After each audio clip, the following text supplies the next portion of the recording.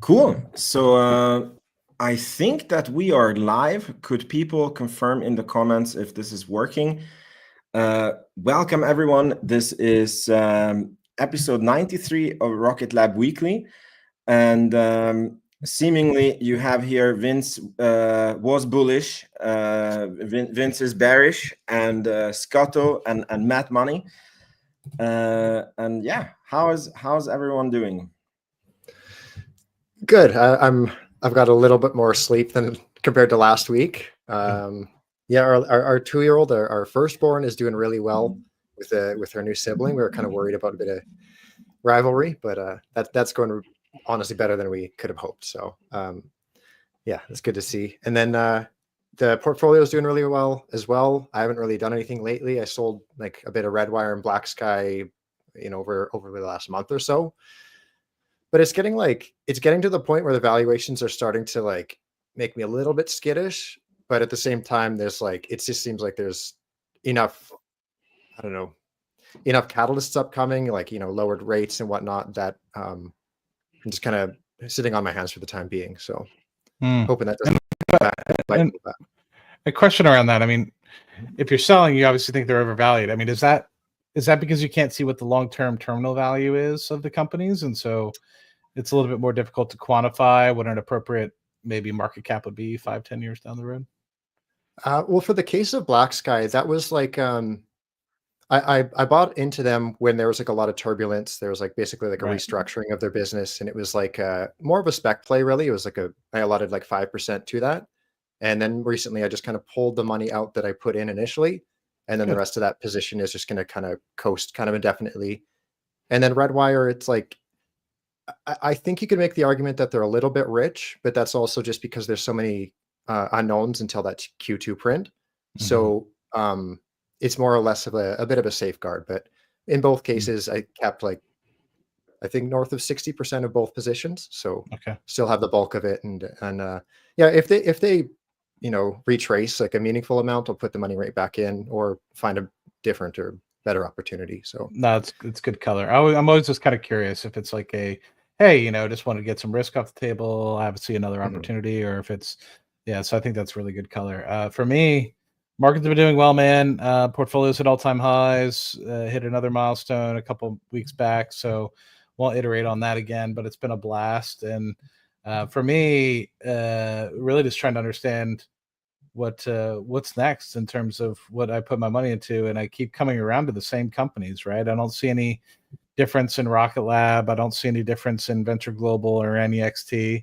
But I did, just for the sake of, I think, further potential, did trim some of my Venture Global. So that's a US LNG company, for those of you that are following along, that will be the largest LNG exporting company within the United States, potentially even the world. And I put that into next decade. And it's just because they're in different parts of their business cycle, right? Venture Global is currently exporting natural gas, and next decade is kind of in the pre-revenue speculative part of the business. So when people ask me, why aren't you investing in ASTS or anything like that? It's it's because I already have a pre-revenue company in my portfolio, and I'm trying to manage that uncertainty and that risk, right? So there's that piece of it. But yeah, Vince, how about yourself, my man? Yeah, I've been super busy this week, and then I started getting messages from you guys are you okay? It's you're getting a lot of hate. This will pass. And I'm like, what are you guys talking about? So today I had time to prep for this show, and then I was looking at the comment section, and apparently I became the #1 enemy of the Rocket Lab community, because apparently my video was clickbait. And let me just show you the comments that I was getting, if I can. If we can just have fun with it. I don't know if you guys can see the screen. It's boycotting any Vince is bullish YouTube as of now. He has cover calls, and Mad Rocket Lab is going up. Matt and David should kick him out. Yeah, and so on and so on. And then on top of this, Dave G made a Twitter post about how he I don't know where he got the datum from, but that Rocket Lab is doubling their Neutron cadence, and this is super bullish. And then I made a sarcastic comment on that, which I don't think people understood as sarcastic, that's like really bearish, because we were supposed to go from 1 to 3 launches, which is a triple. And if we're now doubling, then it's like only 1 to 2. And it was just, I don't know, like shit posting from the toilet. And I think that re-triggered the same people. So I just wanted to address this. So number one, that was actually an honest title, because in my memory, I remember that Rocket Lab said that Neutron would launch around the second half of 2025. And the way I understood that is like we're shooting for, you know, like a June, October frame. And then in the earnings call, Q1 earnings call, Sir Peter Beck said that just to be safe, we want to add a few more months. So I was like, okay, then it's like we're becoming like a bit later. And then I saw him on the CNBC, sorry, I don't know why I said that, so CNBC interview. And he said that, yeah, like the target is the end of this year, and it's still like a tough target. You know, it's a green light schedule, and he didn't sound at all confident that they make it. And then for me, that was like, this is a brand new communication that I haven't heard, and that's sort of like an official delay compared to what I thought. But since I was getting so much upset, I re-listened to the conference call, I re-looked at the data, and I messed up. It's true. They all the time have said that Neutron is launching in H2 2025, and technically December 31st is still H2 2025. It was me who like misunderstood it, but that was an honest mistake. So yeah, but if people want to leave the channel and unsubscribe, don't let the door hit you on the way out. I don't care, but I just wanted to set this record straight. Yeah, I think it's appropriate, and I can understand where it's thought, because like initially when we came into the beginning of the year, I mean, to keep everyone on track, March 2021, they said basically December 2024, and then you know, middle of last year it said, okay, well, it's probably going to end up being the middle of 2025 or June or July 2025, something like that. And then when we got into February of 2025, they've now said it's probably going to take a couple more months, as you stated. So you know, to me, that's always kind of meant I forget, we even at the beginning of the year, if I remember correctly, did a bet as to when we actually think that's actually going to happen. And I mean, and so for you, I think you put something in like the October timeframe or something. We all were about within a month or two of each other, but all still, I think, maybe Scott, correct me if I'm wrong, I think we were all still in 2025. Yeah.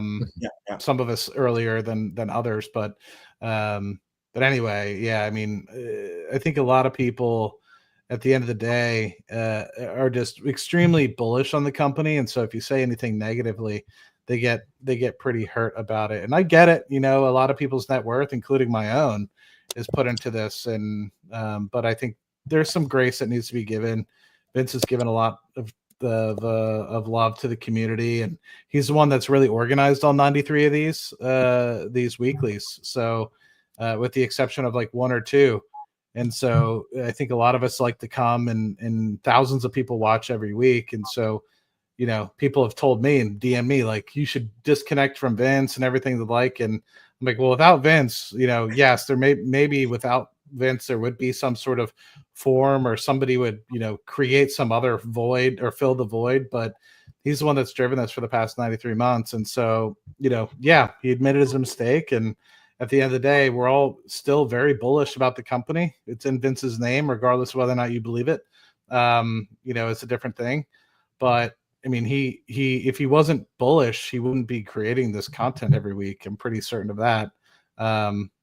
You know, and if he was very bearish, wouldn't he be making more obvious like hints rather than these subtle little things here and there, right? So, you know, anyway, and I know people are going to drag me for even coming and speaking about it, but I even had people telling me that I needed to say sorry. It's like, why did I didn't do anything wrong. I'm like, did you see my title? My title said Rocket Lab Weekly 92, and you're asking me to apologize? Like, what the fuck?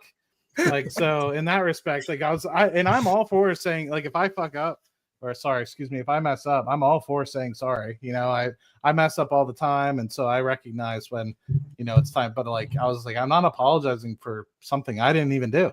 Like, why am I getting, you know what I mean? Like, I'm catching strays.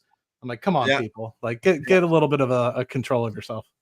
Yeah, and look, the purpose of this show is not like to circle jerk each other and like pump up the stock. Like I'm actually like trying to honestly cover what is happening in the company, and like sometimes there's good news, sometimes there is not so good news, and I mean, if people cannot have that, then yeah, then again, don't let the door hit you on the way out, and But I'm so bearish, right? I'm bearish. Matt's bearish. Okay. So yes, we are three Rocket Lab bears here who is having a show about a company that we all hate. So it's official here.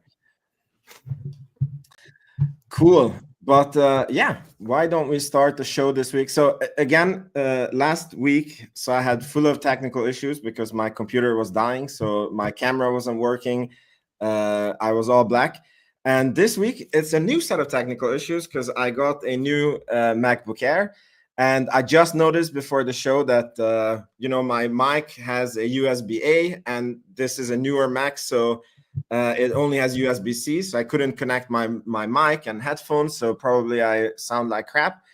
And I lost the whole setup. Like I prepared, all the tabs as I usually do, and then when I started the show, it said Google Chrome needs permission to access your screen so that you can share the screen. I clicked yes, give the permission, and then it quit Google Chrome and then restarted it, and I lost all the prep for the show. So this one will be a little bit improvised, but hopefully it's still good.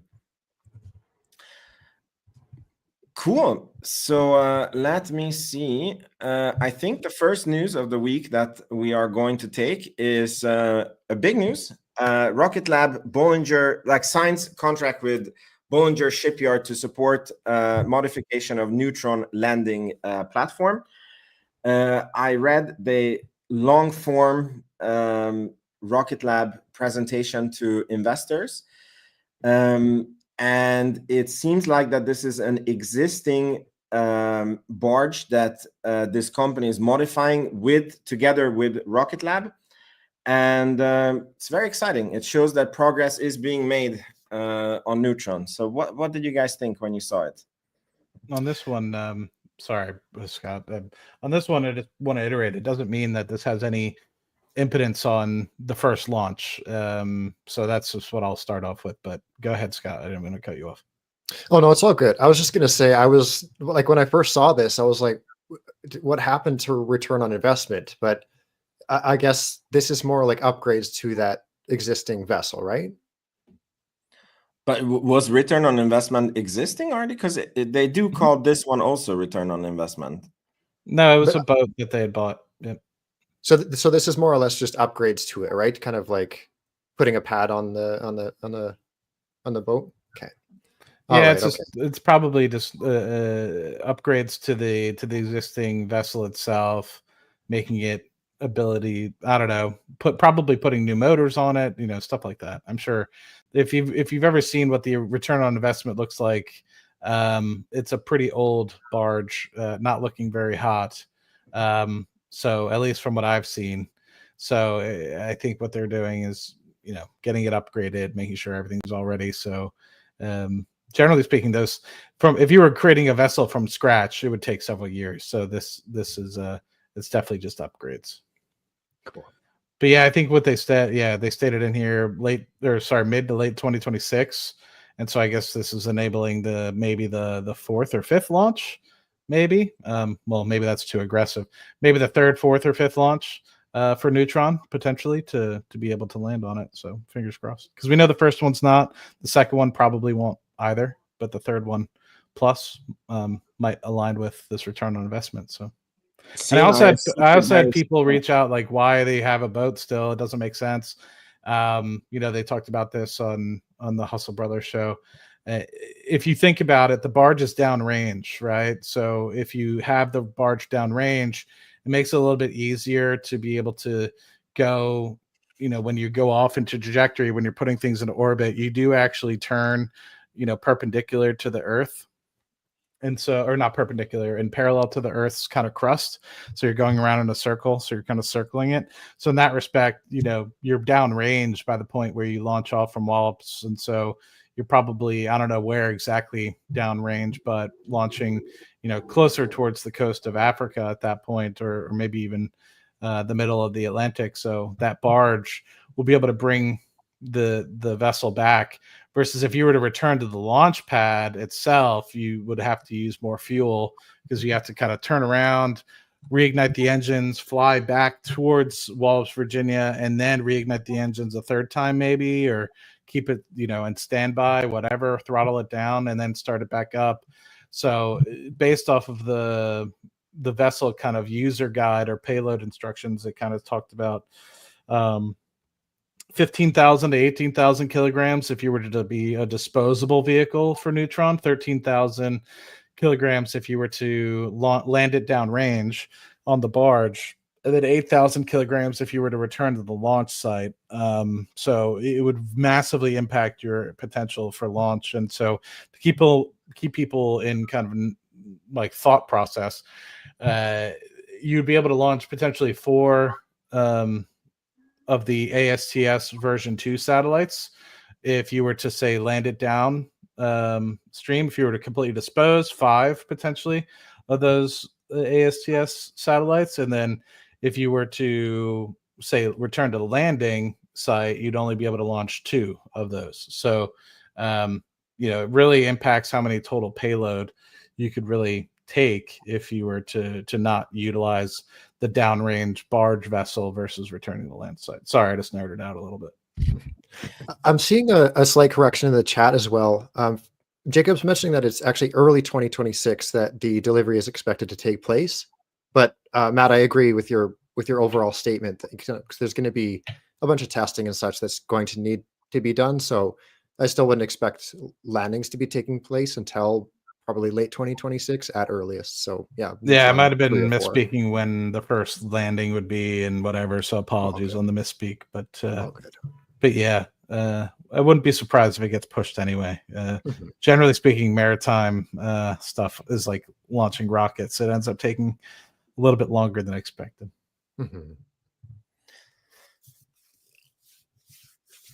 Yeah. Cool, guys. I mean, it's crazy if you think about the price per satellite. For example, in this ASTS example, that if you launch 4, that's 12.5 million launch cost per satellite. But if you're only launching 2 because you're returning to the launch site, it's 25 million. So I guess for customer service, it has a huge difference if you're landing on the barge or you're landing on the launch site. Yeah, really good point. All right, so we go to the next point. We are already having the first launch in Q3, which seems to be a HASTE launch. I had pictures prepared. This guy who his account is Wallops something. Vantage, probably. Sorry? Wallops Vantage, probably. Yeah. That's him. It does look like it was supposed to launch like I think in like 2 hours, but it seems to be they're standing down because there's something. But it's happening in a few days maximum, I would guess. So that is the first HASTE launch and the first launch of Q3. How do you guys feel the launch part of Rocket Lab is doing this year? How many launches do you think we will hit in 2025? I mean, launch is going great so far. Like, we've already hit as many launches in the first half of the year than we did in all of 2023, I guess it would be. Yeah. And as for this quarter, we've got HASTE that's imminent, and I think originally I stated that I was under the impression it was hypersonics, but I'm wondering if maybe it actually is going to be a Lighthouse launch, because we're supposed to have 3 of those this year. And it has been quite secretive, and I'm not sure if hypersonics would really need to be as tight-lipped as Lighthouse has been in the past. And and then looking past that, we have IQPS 5, which is supposed to take place this month as well. We have Synspective taking place in September, and we have Capella that was supposed to go off in June. So we already kind of have, 4 launches for sure within the quarter. So that's already 14. But then if you look ahead to Q4, or the rest of the year, just there's a list of launches that just have 2025 that are kind of not locked into to a certain month. And there's quite a few. I'm looking at maybe 10 to 12. So there's a lot of room for tuck-ins, assuming all these go to plan. So I think we're hitting north of 20 for sure, maybe north of 25 this year. Wow. Wasn't the guidance for 20 this year when we started the year? I think they said 20 or more. And I think they're just kind of a little more vague about it because of the last couple of years where they were like, this is what we're going to hit. And then X, Y, or Z happens. And then people are mad. But it's well, there's going to be delays, So I think they're just safeguarding themselves, knowing they're going to smash 20. So. Mm-hmm. Yeah, because I think in the manifest, they put 20, was it 22 last year? Or I forget what it was. And then we only got 16 and everyone was kind of up in arms. I forget what it was. But yeah, right. I think they put into the docket 20 or more, and to give people context. So if you were to say 20, you kind of need to have a launch approximately every 17 and a half days. And so we've kind of been averaging that for the past 4 or 5 launches. And as people know from Mobbox's initial kind of trailing 12 month, and then I'm tracking the trailing 12, it's right about 18. And so if that's the case, and we actually do knock it off within the next 2 days, the trailing 12 month might actually show up as to be 19. And so if we just now through time maintain a cadence of about 17 to 18 days between launches, then we're going to beat that 20 mark on a trailing 12 month. But of course, you need to have it within January to December at the arbitrary deadline, right, of 2025. But I think in that respect, I mean, if we're able to maintain this pace of once or twice a month, then we should be in good shape. And the thing that I'm kind of curious about that I would like to keep track of is now that these haste launches are getting more frequent. This, I think, correct me if I'm wrong, Scott, will be the first haste for the year. The last one was in the fourth quarter of last. So what I want to start to do is almost decouple not only just haste and electron, but actually track them independently to say, how are they looking as their own independent streams? Because to me, I almost want to say the majority, as we know, even if at this future launch here, it's going to be the 66th launch 69th for electron vehicle, but 3rd or 4th for haste itself.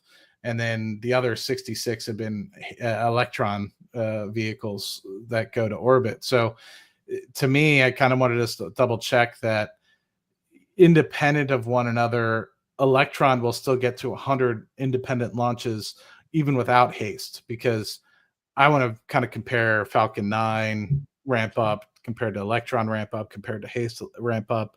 And so my hope is that haste within its own 5, 6 year, 7 year time period is going to be able to launch 15 times per annum. And so that's another thing that I want to track as well. So to me, I think there's 3 different things that I need to start tracking. Anyway, sorry, just nerding out a little bit again.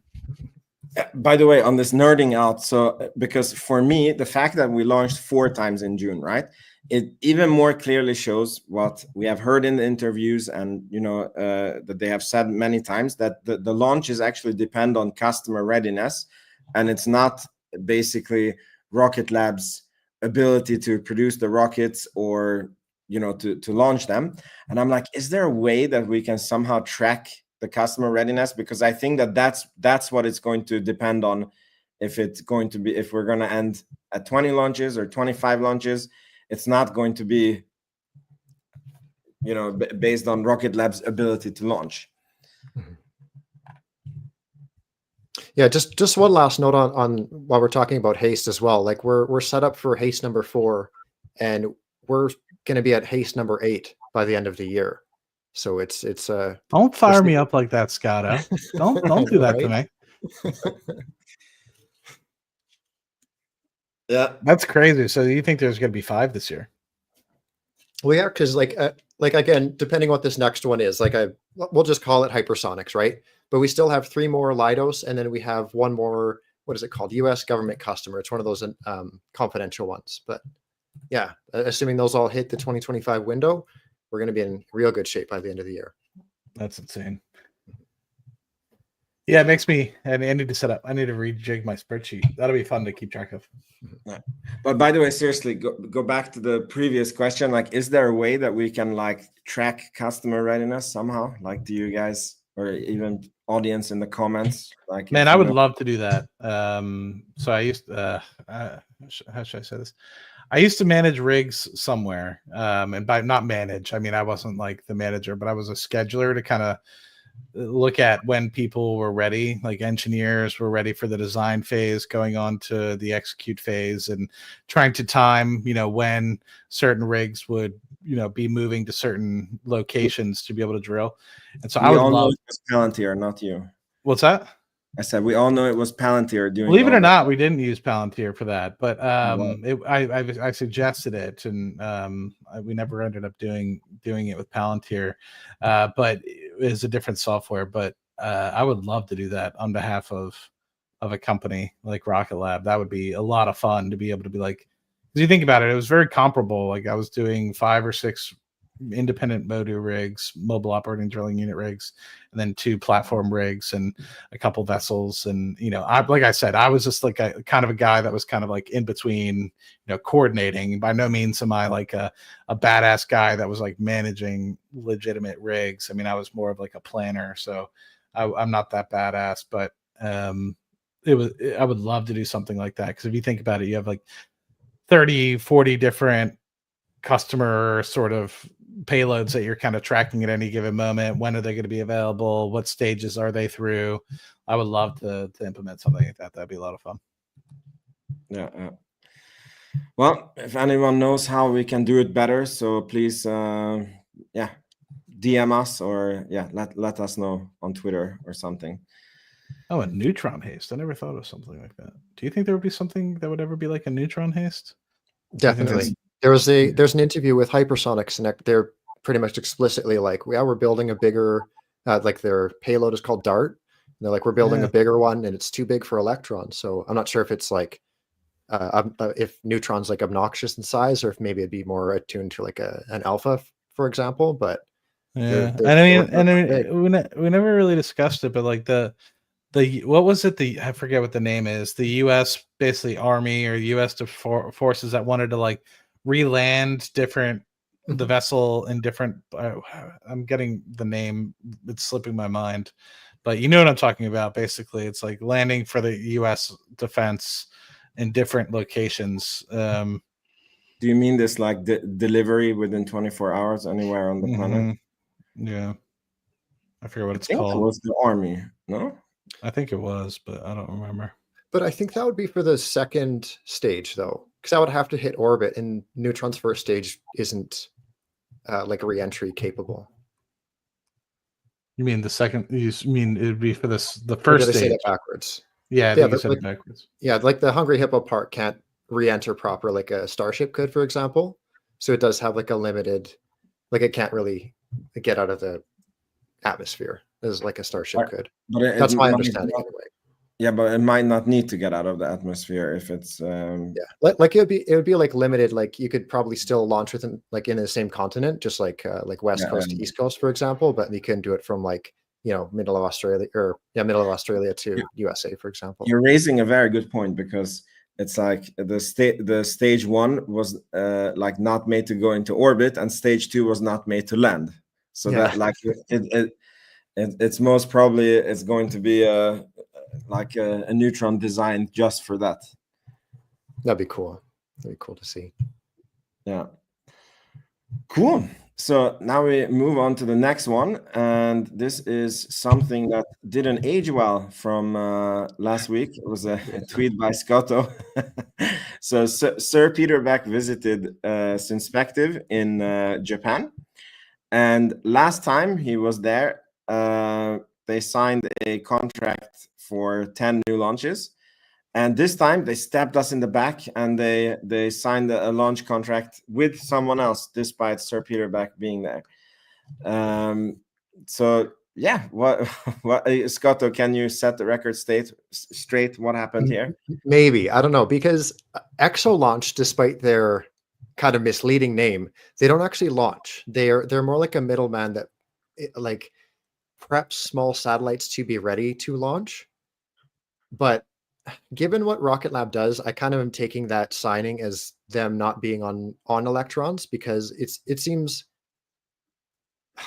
out of nature for both Rocket Lab and Synspective to have a middleman to kind of do what Rocket Lab would do either way. You know what I mean? Like it just seems like the kind of antithesis of being vertically integrated. So I don't know. Hopefully I'm wrong though. Like I think Rocket Lab have worked with Exo Launch in the past, but it wouldn't surprise me if Rocket Lab's kind of matured to just be like, no, we can prep the payloads. Like we know what we're doing.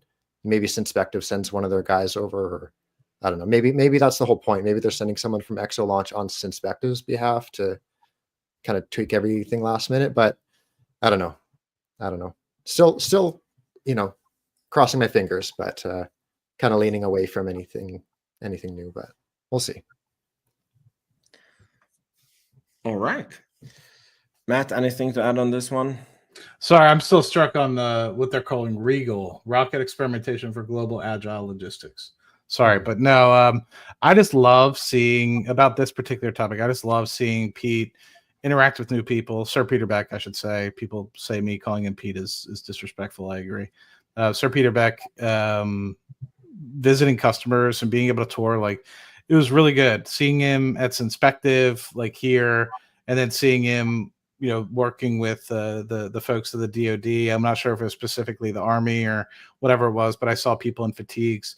It's just nice to see him, playing the role of CEO and being able to meet with these folks and figure out what the potential use cases are for what Sir Peter Beck has been able to really put into place. And it's really nice to see people interested. And I anticipate a very great partnership continuing with Synspective. Cool. All right. Let me see. Oh, yeah.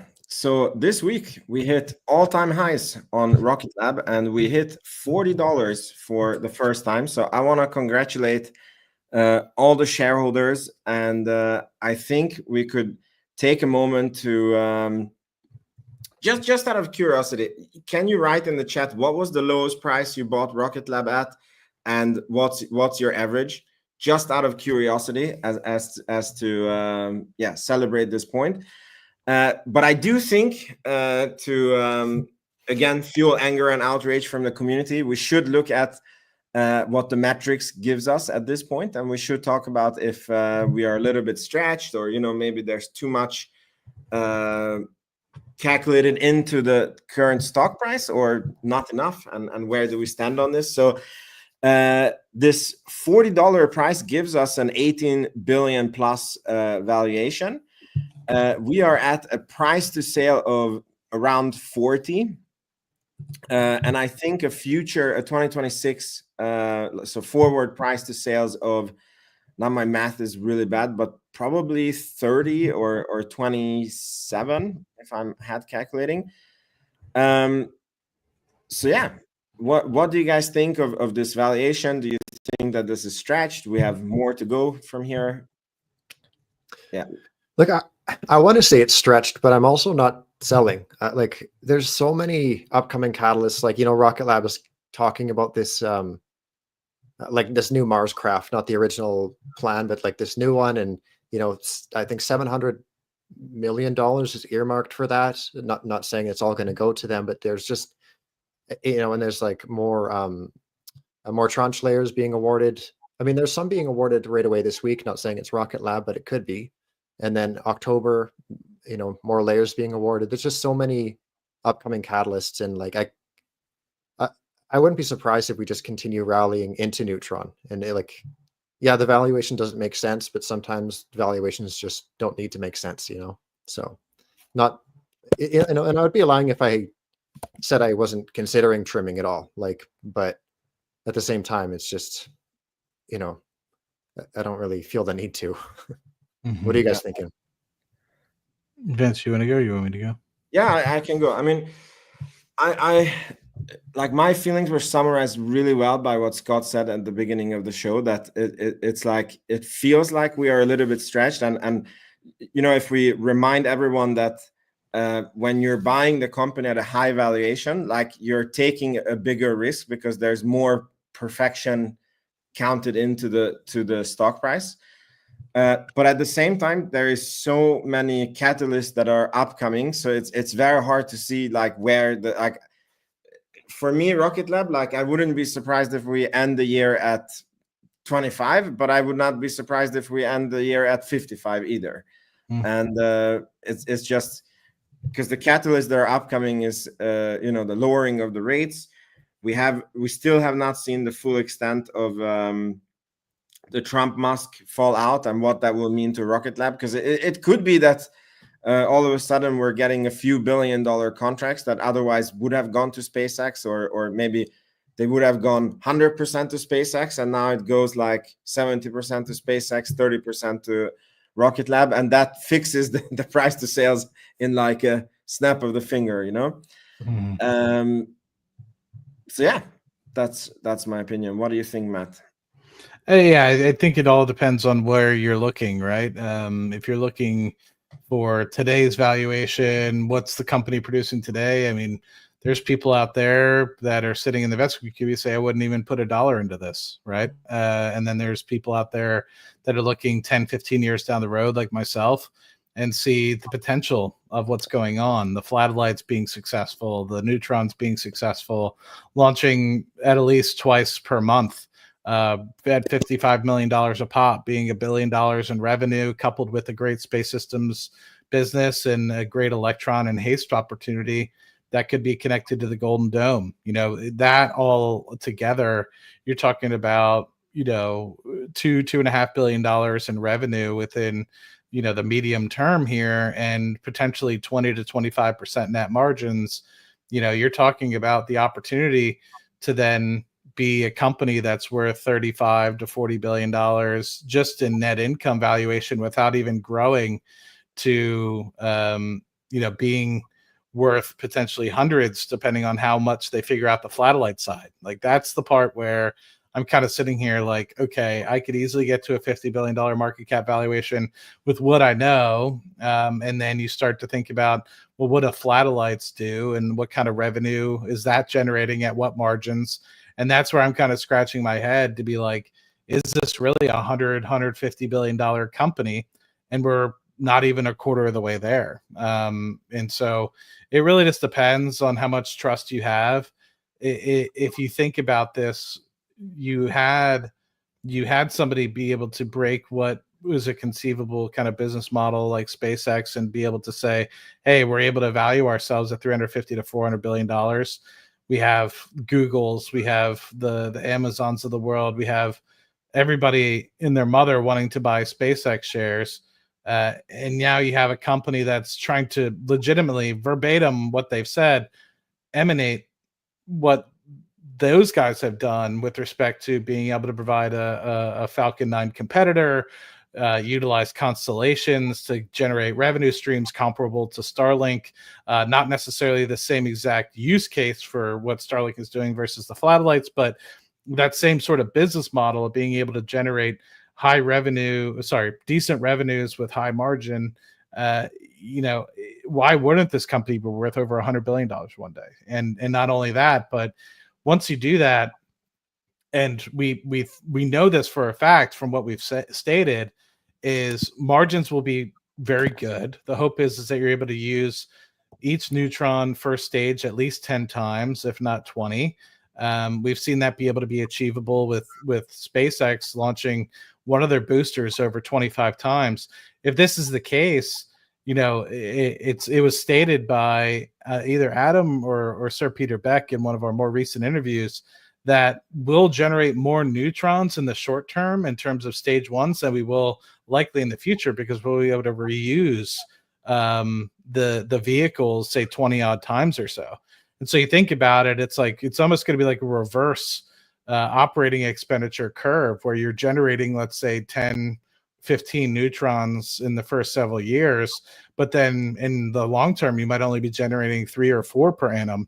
And it's really going to increase the total net margins that you're receiving. So if that's the case, when you get to say $5 or $6 billion worth of revenue, might not be surprising to have, a huge net income that then they can buy back shares, they can distribute dividends.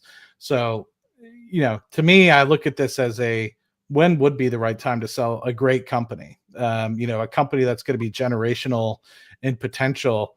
The right time to sell Microsoft was probably never for most people. But at the same time, it's all up to everyone's individual, objectives, right? I mean, if you've, let's say, made a couple $1 million, as I know some people have, and they're saying, hey, I just want to make sure that I have this great income stream coming through, then sure, sell. But for some people that I think still need that little bit of oomph, they may have missed the boat in terms of accumulating as much as they wanted. I still think that there's a great opportunity in the future for this company.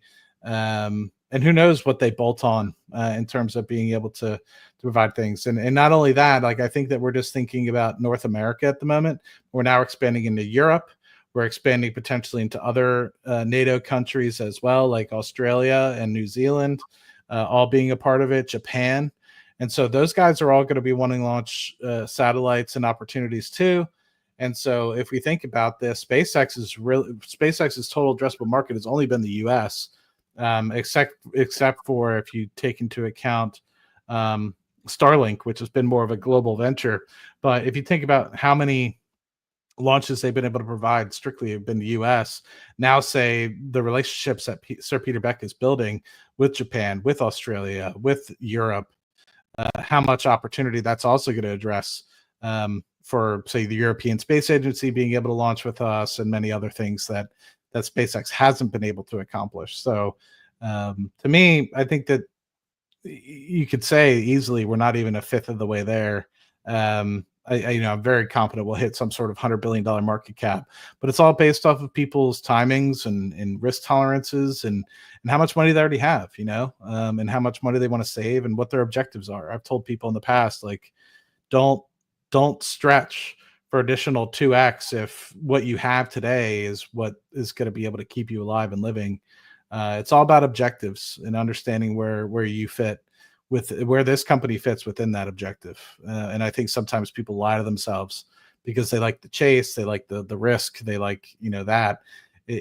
So to answer your question, do I think it's overvalued? The eye is in the beholder. I haven't sold a single share, even though I've made a decent amount of money. You asked what the lowest cost basis I bought, $3.68 on December 30th of 2022. That alone was 135 shares. I bought a shares 3 months later, $3.87, 430 shares. A couple months later, I bought 300 shares for $4. So in that respect, have a decent cost basis, hoping that it pays off in the long run.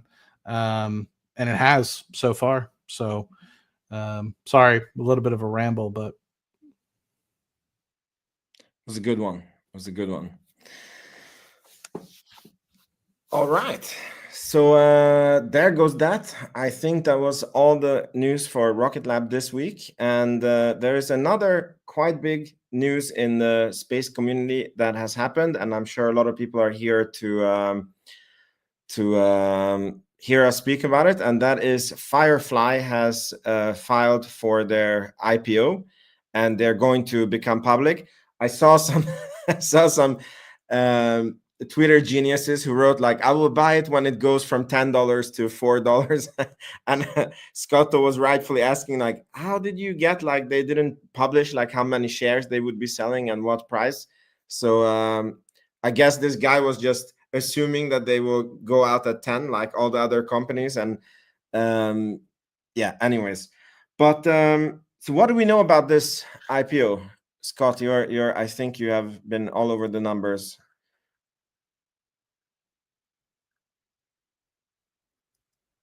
Scott, I think you're muted. Yeah, can you hear me now? Yeah.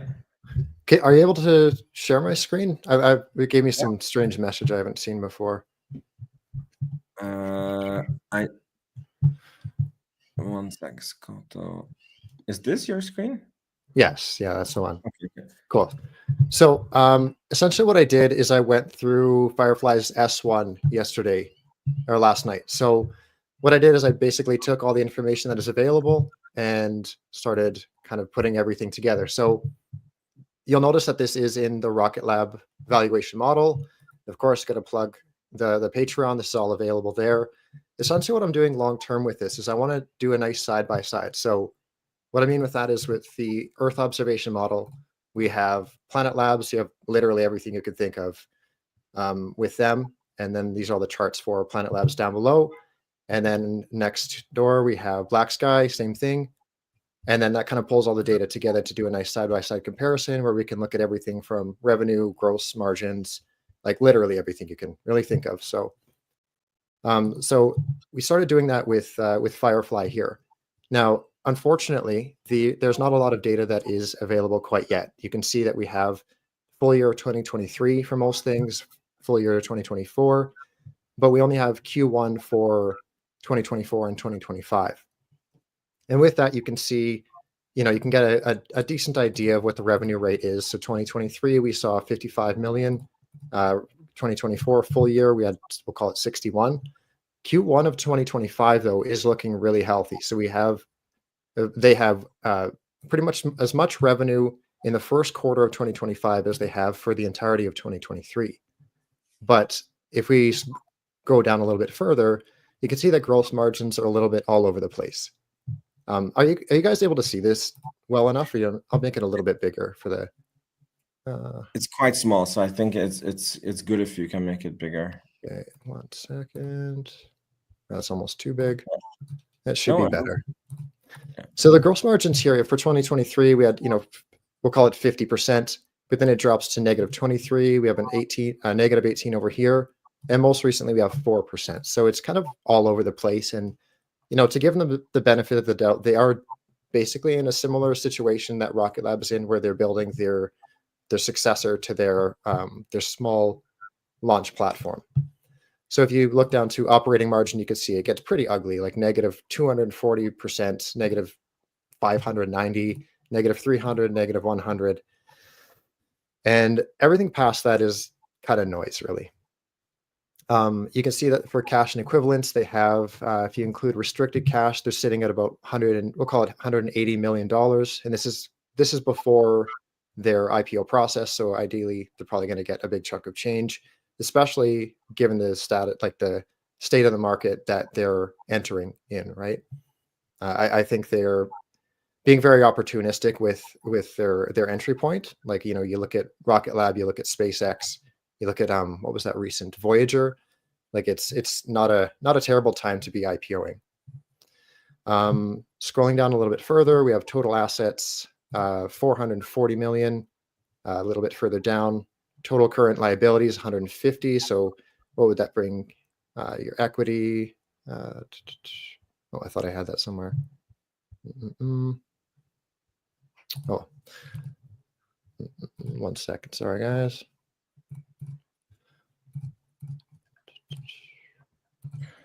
So we'll call it $50 million for equity, for book value.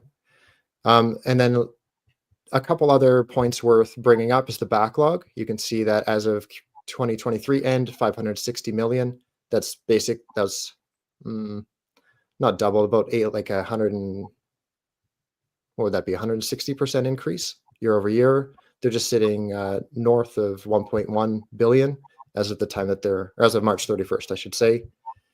And they have 50 alpha launches in backlog, which is kind of crazy to think about when they've had 5 launches in 5 or 6 years. Like that's a lot of launches they need to get through.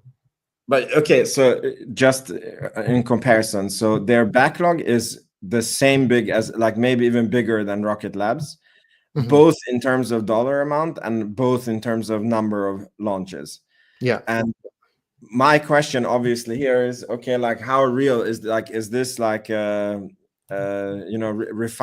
$1,000 deposit on a rocket, or is this like an actual what Rocket Lab counts as a backlog, that you cannot back out of it? Like, that's just the question that. Yeah, I would like to know that too. because it seems that they have a similar structure where they recognize like 90% of revenue prior to the launch. But if you scroll back up, you can see, well, no, actually that does hold up. So when Rocket Lab first went public, it was just kind of like there was launch revenue, but it was really unclear what it was. And I think it wasn't until, I think it was July 2021 where Rocket Lab started recognizing like all of the revenue for the launch at the point of launch. And that's when it became really clear in terms of like how much revenue they're getting from each launch. It became much easier to track. But as you can see with Firefly, it's like, 33 million here, 1.3 million here. It's just not the full value of the launch. Yeah.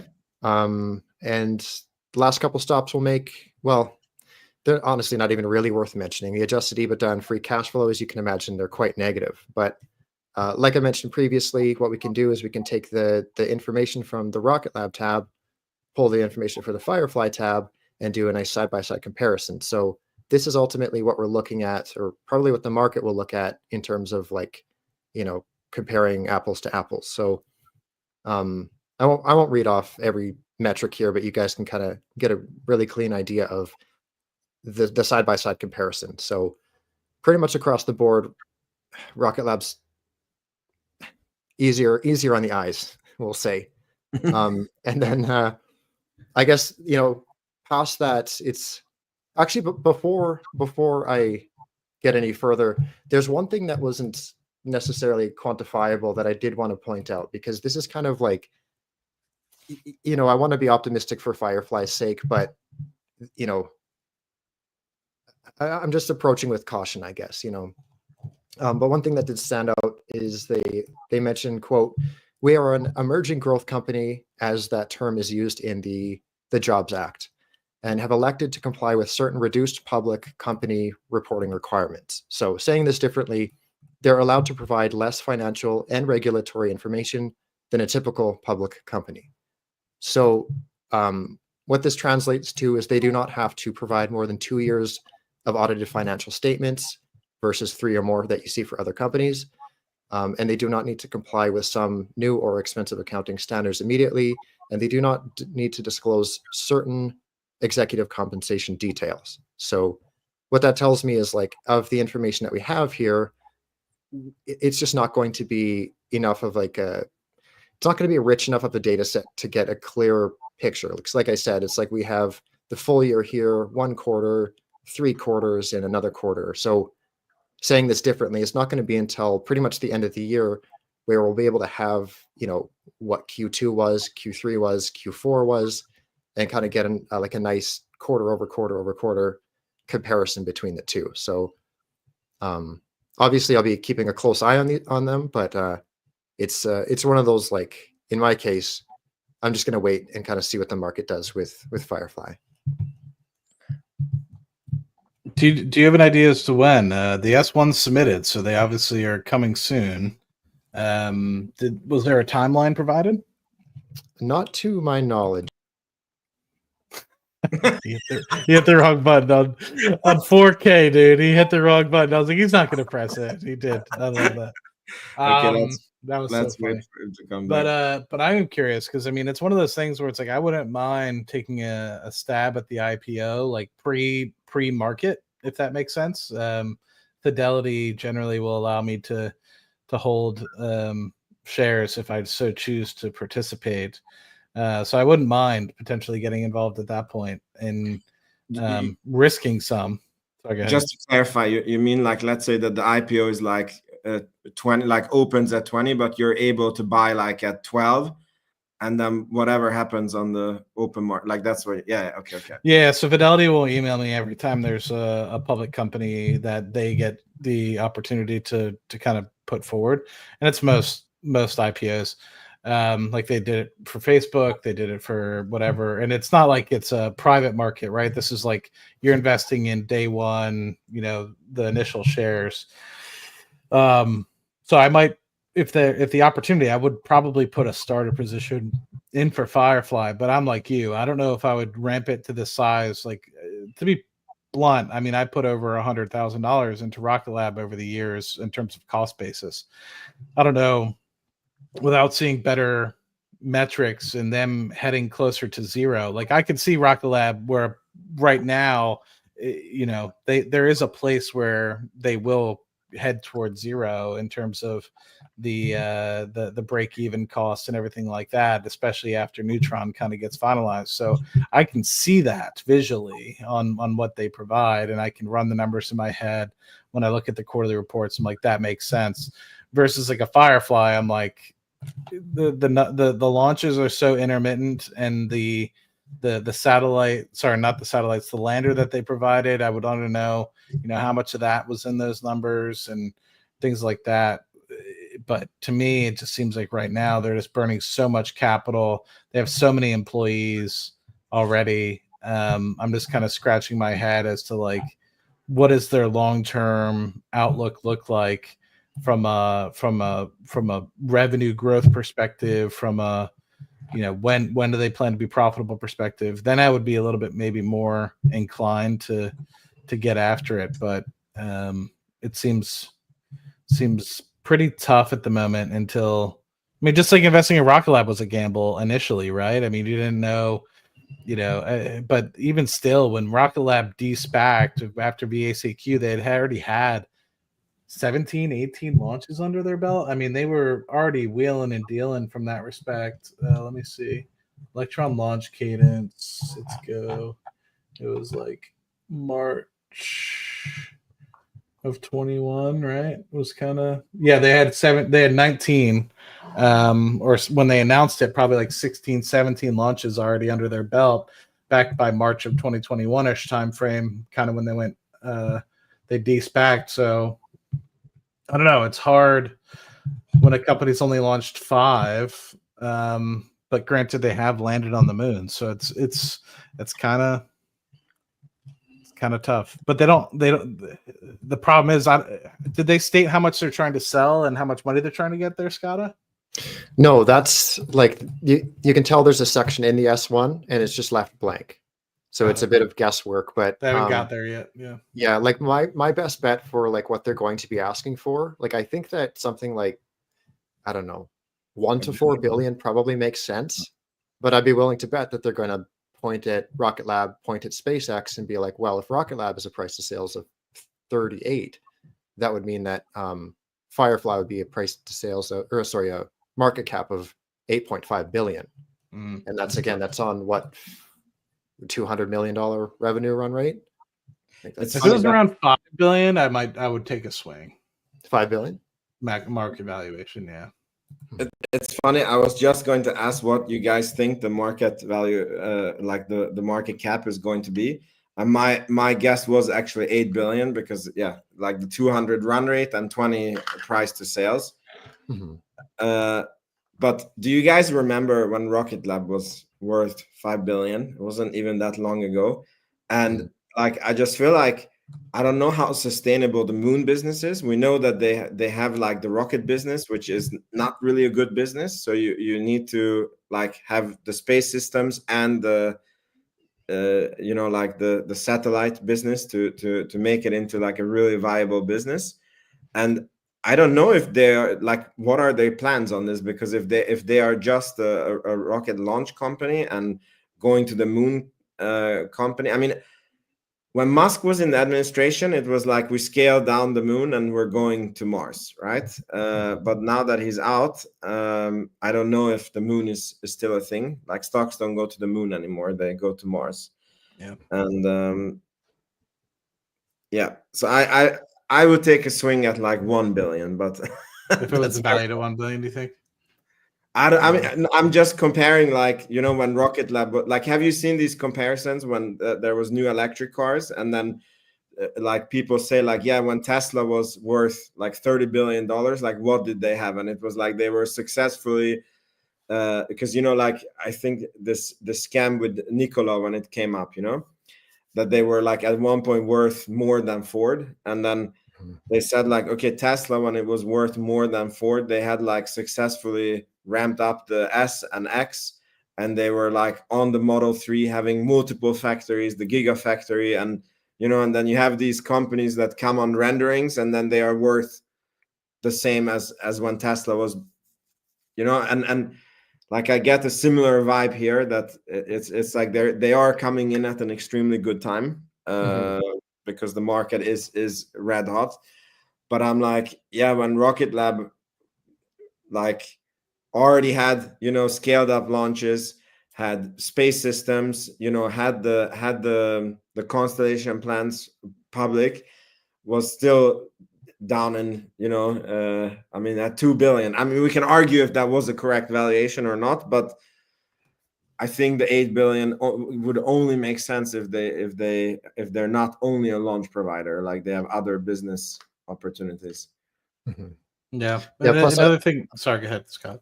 I was just going to say, I think enough people will be like exactly what Vince is saying. Enough people were like, I remember that Tesla craze where everyone's like, oh, but Lucid, oh, but Rivian. And it's like, well, it's not quite the same thing, but it definitely rhymes where it's like, yeah, we have this small launch vehicle, but here's the big one. And you missed Rocket Lab. So here's the next best thing. You ready for a 10X? And, you know, that, I don't know, there might be enough Wall Street bets investors to push that to, you know, to maybe double or something. I don't know. And that would be the reason why I would invest. Yes. Yeah, that would be the reason why I would invest in the IPO if and only if I could sell. Because I know sometimes they make people wait, and I'm not sure if Fidelity would. If that's the case where they make me wait for 90 days, then I probably wouldn't do it.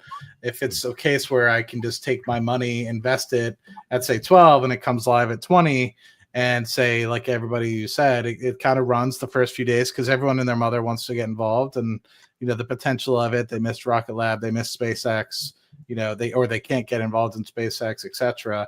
Then, you know, I could easily see this running, you know, a couple 100% within the first week or two. And if that's the case, I mean, I would probably, because I don't know or have a long-term idea as to what the terminal value of the company might be, I would probably take my money and run. And then I have a strong suspicion that, like Rocket Lab, like many IPOs, it'll have some sort of peak. People come to the realization that at the moment it's still far from profitability, at least from what I'm seeing, and will likely drop off within a quarter or two. And then it might be an opportunity to purchase it at a $3-4 billion market cap. And if that's the case, then it could be an opportunity to build in over time, depending on what the numbers look like. Because that's what I did with Rocket Lab, right? I mean, Rocket Lab, I invested. I didn't know what was going to happen. It was only a couple thousand. It was probably like 10, 15 grand at, you know, in 2023. And in 2024, I was like, this is stupid. Why is it a $2 billion market cap? This company could be worth 50 billion. And so that's when I started really adding the money. And I was like, yeah, I mean, if this is really going to go to 50 billion, I want to make sure that I have, you know, what I would want in it. You know, I don't want to be left holding the bag if it gets to $20-25 billion market cap like we are today and being like, oh, I wish I had only invested more. So yeah, unfortunately with Fly, I don't have the confidence that I did with kind of Rocket Lab having less. Sorry, I miscalculated. If we have a 200 million run rate and a 20 price to sale, then it's 4 billion. It should be. So that, like, if it becomes 8 billion, then it's 40 price to sale, which is insanely juicy. And then if it would double from that point, like if from the IPO it would like double, it would reach Rocket Lab's market cap, which is like a laughable valuation at that point.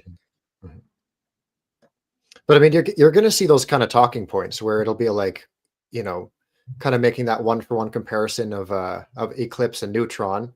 And then people saying, well, yeah, like Rocket Lab has the Electron, but Alpha can do 3 times the lift, right? And, you know, pointing to those launches and backlog. And yeah, it'll be interesting to see the discourse for this one over the next year. And yeah, hopefully they come public sooner than later, because I've been waiting for them to come public. It's gonna be an interesting time. Yeah. Definitely. Cool. I just want to thank Call Me Curtis. He gave away memberships to Scott's channel. Thank you, Curtis. Yeah, thank you so much for supporting us. And I also want to thank Nick Futter, who gave me a super sticker. Thank you so much, guys, for supporting the channel, despite us being Rocket Lab bears here and only doing YouTube for clickbait titles. So thank you. And yeah, I think this was a great episode. And may your sky stays blue and your stock stay green. And see you all next week. Thanks for having us, brother. Thanks, guys. Yeah, ciao, ciao. Stay on that.